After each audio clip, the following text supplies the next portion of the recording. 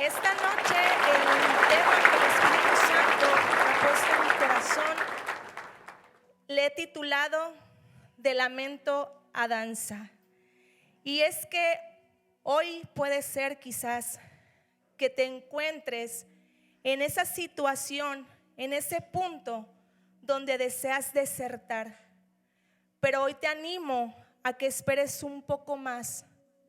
Hoy te digo que esa situación que estás pasando no va a ser eterna. No todo está perdido. ¿Sabes por qué? Porque al final de esa penumbra que estás viviendo hoy, hay alguien esperándote con los brazos abiertos. Hay alguien que va a estar contigo en esa batalla a la batalla que le llamamos esa batalla de fe. Amén. Y bueno, también este tema realmente es porque surge, porque claro, ¿verdad? Es parte de mi testimonio, pero también es como un detonante que cada de nosotros lo tenemos. Esa falta de fe, esa fe que está mal dirigida, esa fe que está puesta en cosas momentáneas. También de ahí ha surgido el nombre que le he puesto a esta predicación.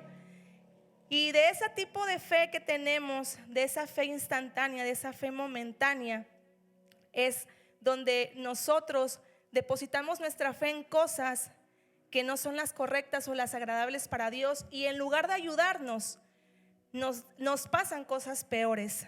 Por eso es que hoy te pregunto, ¿en quién estás confiando? ¿En quién estamos confiando cuando vienen las circunstancias difíciles? Acompáñame a que juntos exploremos este tema, y al final te voy a invitar a que te hagas una autoevaluación y pongas entre esa balanza hacia dónde está dirigida tu fe esta noche. Amén.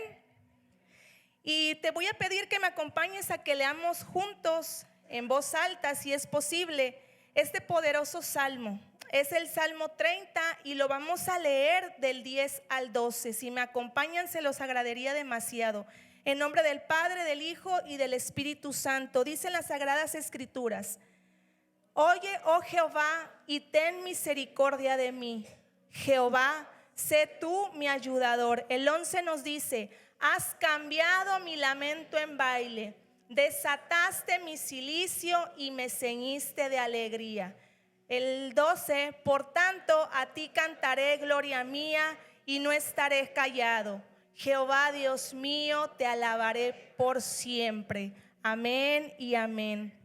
Hermanos, una de las cosas que pensamos equivocadamente como cristianos es que cuando llegamos a los pies de Cristo, nosotros pensamos que automáticamente todos nuestros problemas se van a solucionar.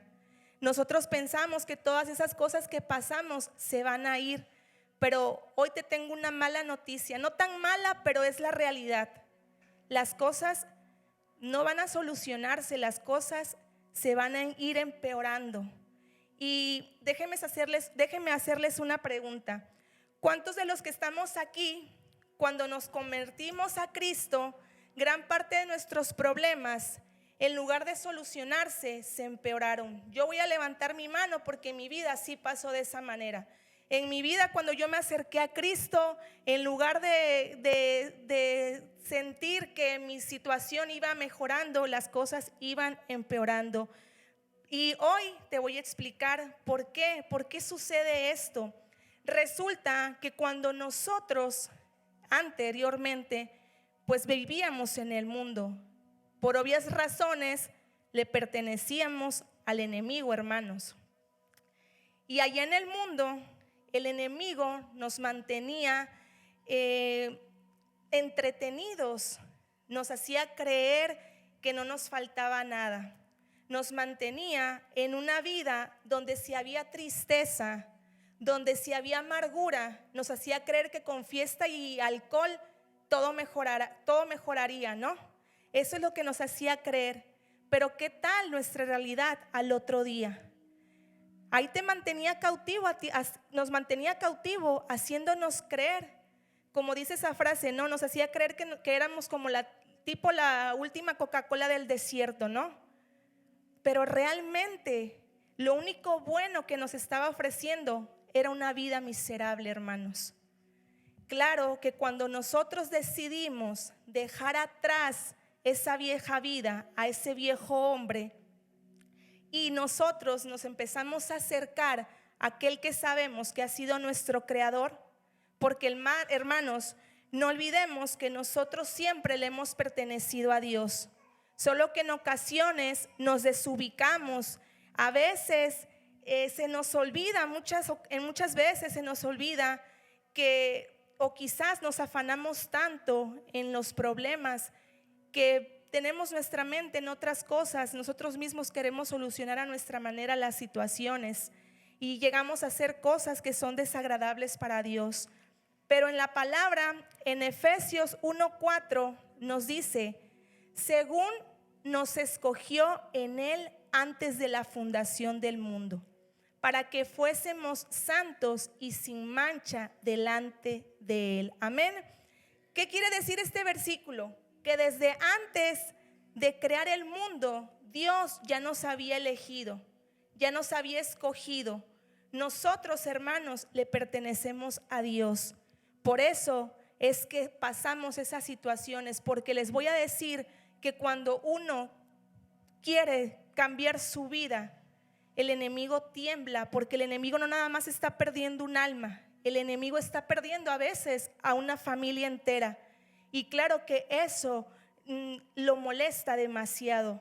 Y eso es lo peor que le puede pasar al enemigo, que tú te des cuenta que lo que te está ofreciendo no es lo mejor para tu vida. Y entonces el primero que nos va a atacar, el primero que va a tratar de destruir nuestra vida es Satanás, amigos. Porque también te quiero recordar que nuestra lucha no es contra sangre y carne.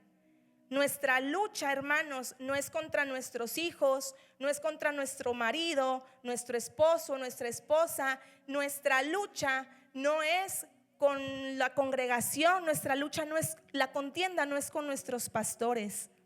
No se nos olvide lo que nos dice Efesios 6:12, porque no tenemos lucha contra sangre y carne, sino contra principados, contra potestades, contra los gobernadores de las tinieblas de este siglo, contra huestes espirituales de maldad en las regiones celestes. Amén. ¿Qué nos dice Efesios 6:12? Que nosotros peleamos contra potestades, contra gobernadores de tiniebla y contra huestes celestiales. Y son ellos los que nos esclavizan.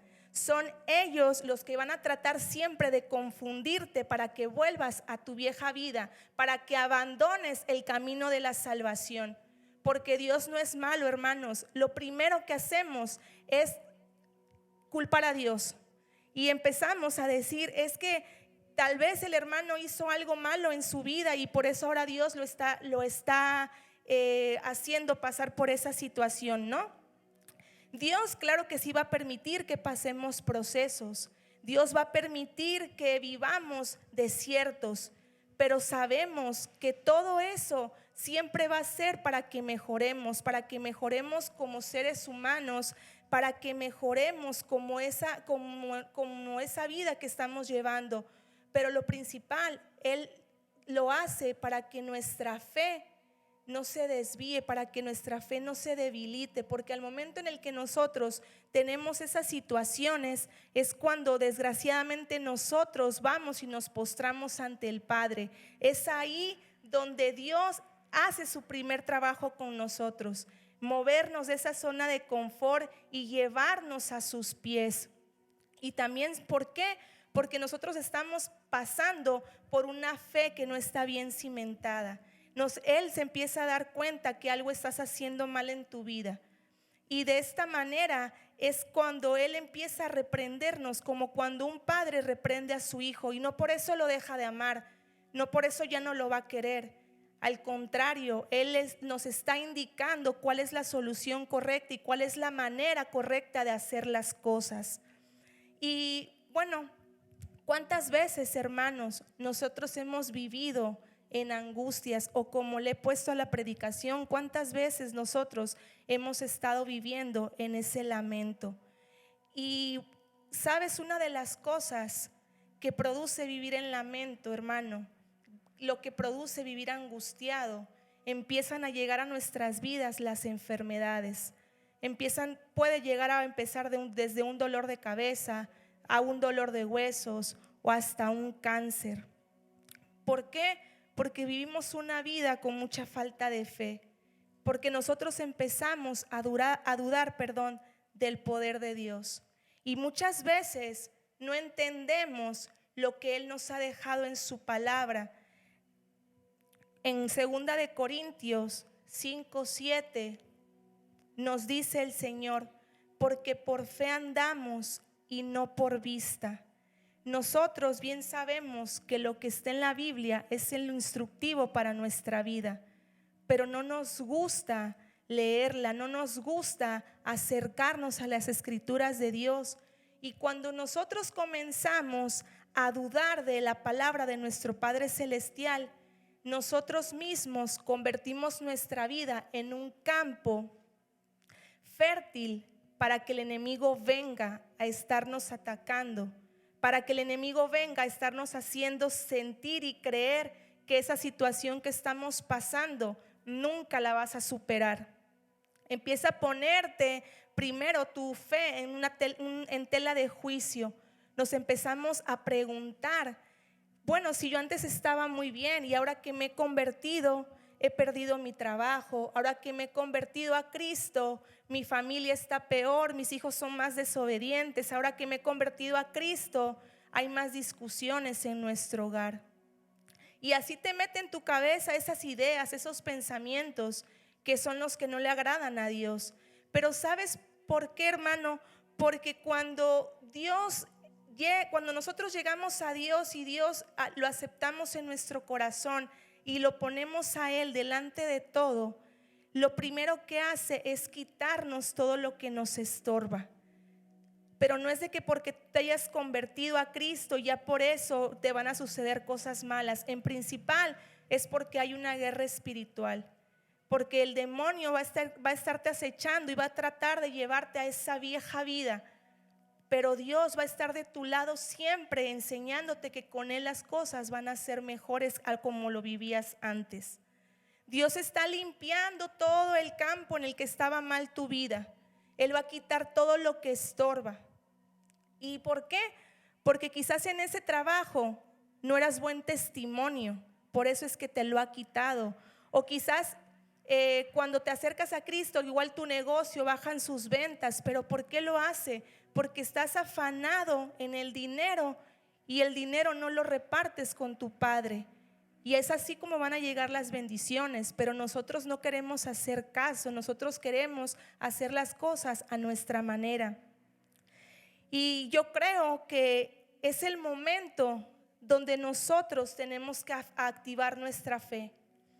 Hay que dejarnos de estar quejando y debemos de actuar. Cuando llega el proceso y cuando llegan los problemas, nosotros siempre empezamos a sacar nuestras frases motivacionales como: ya, Diosito, consíguete otro guerrero porque yo ya me cansé. Nos damos ese apoyo emocional con esa frase que claramente no está en la Biblia, donde dice: Dios aprieta pero no ahorca. Y así nos vamos nosotros mismos dándonos esa motivación, porque lo que queremos es hacer que las cosas sean a nuestra manera y alejarnos de lo que Dios pone para nosotros, de lo que Dios ya nos ha esclarecido, que todo lo vamos a encontrar en su palabra, soluciones, cómo movernos en la vida, cómo actuar ante el enemigo, cómo actuar ante un problema. Y pues realmente no todos, ¿verdad? Pero creo que muchos sí ocupan esas frases. Nos empezamos a dar ánimos, pero ya no necesitamos poner más excusas. Necesitamos leer más la palabra, hacer mucha más oración y sobre todo ayunar. Porque te voy a decir algo: si quieres solucionar tus problemas, haz oración. Si quieres que Dios te dé una respuesta, hay que leer la palabra, hay que leer la Biblia. Pero en ocasiones todo nos da pereza. Nosotros queremos ver milagros y bendiciones, pero no de la manera en como nos dicta la Biblia, las Sagradas Escrituras. Nuestra fe, hermanos, está dormida. Nuestra fe no se establece sobre la roca fuerte. Hay que despertar, iglesia. Hay que despertar. Por eso es que nace en el corazón de nuestros pastores este ayuno. No es coincidencia, es porque nosotros como iglesia, como congregación, le tenemos que hacer fuerte al enemigo. Amén. Tenemos que aplastar al enemigo. Y bueno, para recibir bendiciones, nosotros tenemos que estar preparados. Quizás puedo poner un ejemplo. Si tu bendición quieres tú que sea, no sé, un carro último modelo, pues te tienes que preparar. Porque no es que Dios no responda a nuestras plegarias, no es que Dios no responda a nuestras oraciones. Lo que pasa es que también para recibir bendiciones primero tenemos que estar preparados.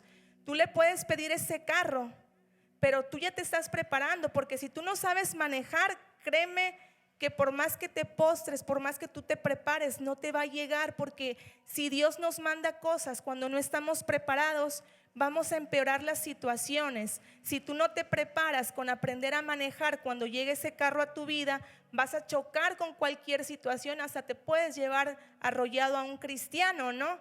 Entonces, por eso es que no nos llegan las bendiciones a nuestra vida, porque primero tenemos que estar preparados. También en una de las predicaciones, nuestra pastora nos decía que nosotros tenemos que ser atalayas, que nosotros siempre tenemos que estar parados en la brecha. ¿De qué manera? Con nuestra fe, hermanos. Únicamente necesitamos nuestra fe para poder ver y para poder ser testigos de grandes milagros y de grandes bendiciones. Y imagínense qué tan grande es el amor de Dios, su misericordia, su fidelidad, su gracia, que nos dice en Mateo 17:20, Jesús les dijo: por vuestra poca fe, porque de cierto os digo que si tuviereis fe como un grano de mostaza, diréis a este monte: pásate de aquí a allá, y se pasará, y nada os será imposible. Iglesia, ¿tú sabes el tamaño que tiene una semillita de mostaza? Yo estaba investigando y dice que mide de 1 a 2 milímetros. O sea, imagínate qué tan pequeñita es esa semillita. Y dice Dios, dice nuestro Señor, que de ese tamaño puede ser nuestra fe, y con eso nos bastaría. Porque, hermanos, nuestra fe puede ser pequeña, pero recuérdense que somos hijos de un Dios poderoso, de un Dios grande. Amén. Y para reafirmarte la predicación que te estoy platicando, quiero compartir contigo un pasaje bíblico. Quizás algunos ya se lo saben y otros lo recordarán en este momento. Pero lo que te quiero llevar es que cuando tenemos una fe mal dirigida, el obstáculo se presenta insuperable. Pero en este pasaje te voy a presentar lo que sucede cuando nosotros tenemos una fe firme y puesta en Dios. Nuestros problemas, hermanos, se vuelven nada. Querida iglesia, el único que puede cambiar nuestro lamento en danza es nuestro Padre Celestial. No va a haber otra persona que cambie nuestro lamento. El único que siempre va a estar con nosotros, el único que se mantiene firme, el único que siempre está presente 24/7 es nuestro amado Señor Jesucristo. Amén. Te voy a invitar a que vayamos a Marcos 5:24 al 34. Y en el 24 nos dice: fue pues con él y le seguía una gran multitud y le apretaban. Pero una mujer que desde hacía 12 años padecía de flujo de sangre y había sufrido mucho de muchos médicos y gastado todo lo que tenía y nada había aprovechado, antes le iba peor. Cuando oyó hablar de Jesús, vino por detrás entre la multitud y tocó su manto, porque decía: si tocare tan solamente su manto, seré salva.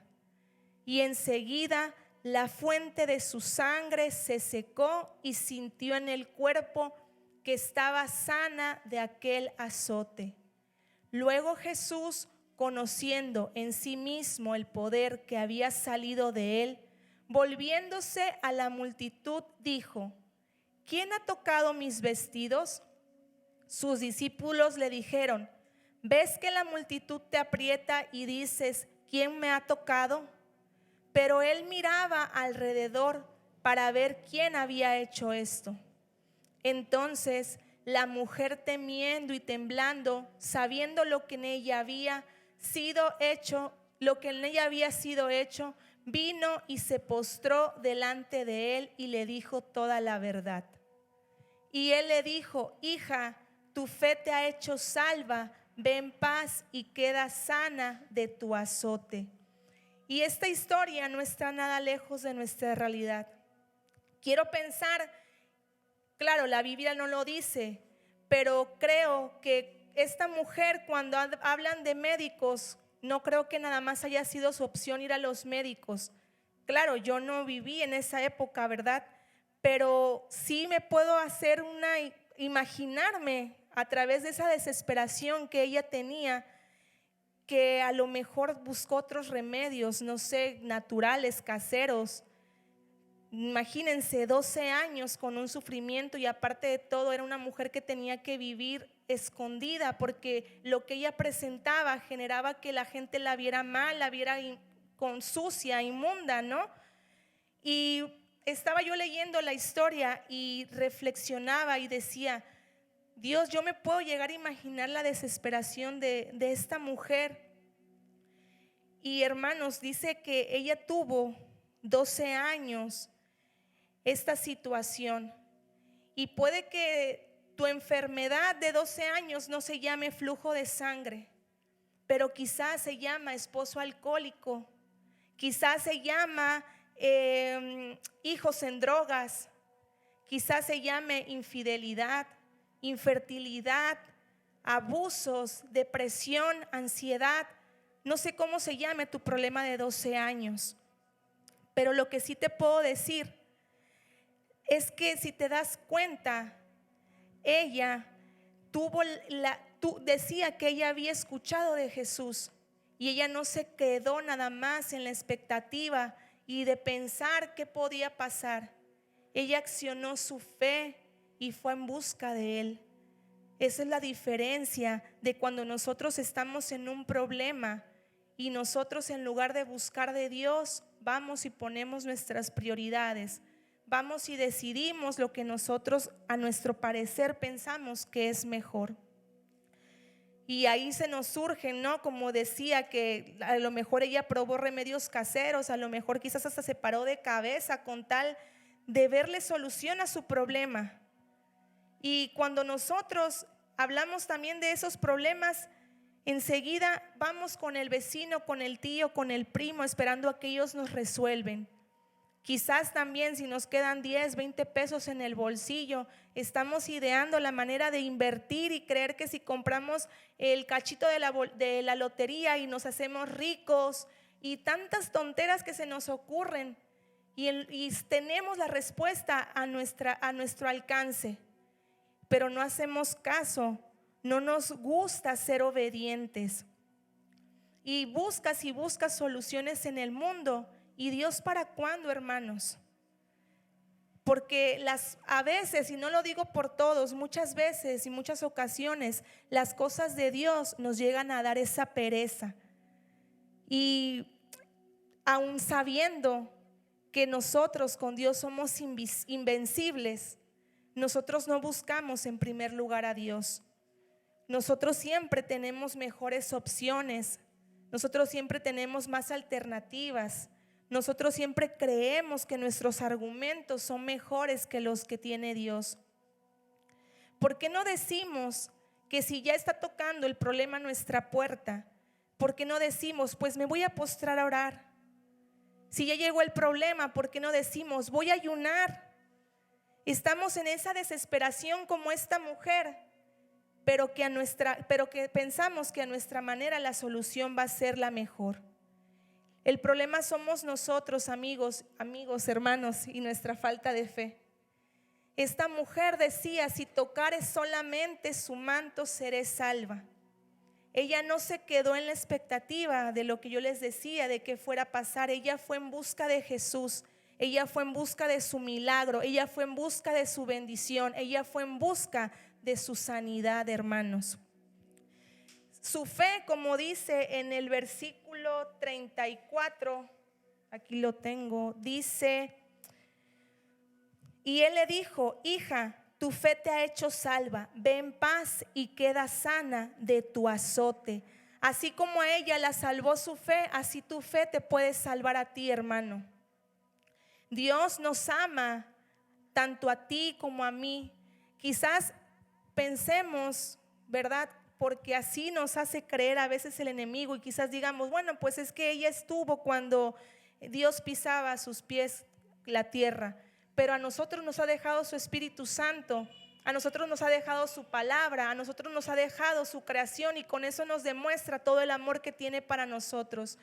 No podemos estar esperando a que nosotros veamos el milagro, la bendición, cuando ya somos bendecidos desde que nos levantamos, desde que nosotros ya tenemos esa fuerza en nuestros ojos, en nuestras manos, en nuestros pies. Es ahí donde tenemos que ser agradecidos. Y esta noche también te quiero hablar sobre la historia de Abraham con Sara. También es una historia muy fuerte de fe, pero lo que te quiero enfocar es a que veas cómo Sara, obviamente Abraham era un hombre de fe, pero a ella su fe, cada vez que no veía el resultado que ella quería, su fe flaqueaba. ¿Y qué hizo Sara? Ofreció a su criada, a su esposo, porque también tuvo una desesperación, pero tuvo una desesperación y ocupó su fe, ocupó sus cosas en otra situación. Yo quisiera saber y pensar que si ella deseaba tanto un hijo y ver que ahora sí había un hijo, pero no pertenecía a ella, yo creo que haber sido algo muy triste. Y es que así nos pasa cuando nosotros ponemos nuestras propias prioridades y nos alejamos de lo que Dios nos dice que es obediente, que Él nos dice que seamos obedientes. Cuando nosotros nos acercamos a Dios y nos dice: haz estos mandamientos, y nosotros siempre ponemos, si son 10 mandamientos, nosotros ponemos 15, porque los 5 los acomodamos a nuestro parecer. Y no es así las cosas. Las cosas de Dios no son un misterio. Las cosas de Dios es tener fe y creer, como dice su palabra. Por la fe nosotros es que vamos a ser salvos. Amén. Y esta noche, antes de despedirme, quisiera dejarte con una reflexión. Y es un texto que encontré, pero me gustaría compartirlos con ustedes. Y dice: un día orando le dije al Señor: tú el alfarero y yo el barro soy. Moldea mi vida a tu parecer, haz como tú quieras, hazme un nuevo ser. Me dijo: no me gustas, te voy a quebrantar y en un vaso nuevo te voy a transformar. Pero en todo el proceso te voy a hacer llorar, porque por el fuego te voy a pasar. Quiero una sonrisa cuando todo vaya mal. Quiero una alabanza en lugar de tu quejar. Quiero tu confianza en la tempestad y quiero que aprendas también a perdonar. Recordemos, hermanos, como les decía hace un momento, que solo Dios es el único que va a cambiar nuestro lamento en danza, en baile. Te invito a que te pongas de pie. Vamos a darle gracias a nuestro Señor Jesucristo por la palabra que nos ha regalado esta noche. Si gustas cerrar tus ojos y vamos a decir: Señor, te pedimos que nos perdones, Padre, de toda mala acción, de todo mal pensamiento, Señor. Ayúdanos a avivar nuestros corazones. Permítenos, Señor, ser merecedores de tu amor y de tu gracia. Perdona, Señor, todo corazón rencoroso. Líbranos de todo mal. Avívanos con tu fuego. Eres nuestro gran yo soy. Te amamos, Padre, gracias por todo. Aunque no merecemos nada, nos amas tanto y eres misericordioso. Gracias te damos, amado Dios, en el nombre de Jesús. Amén y amén.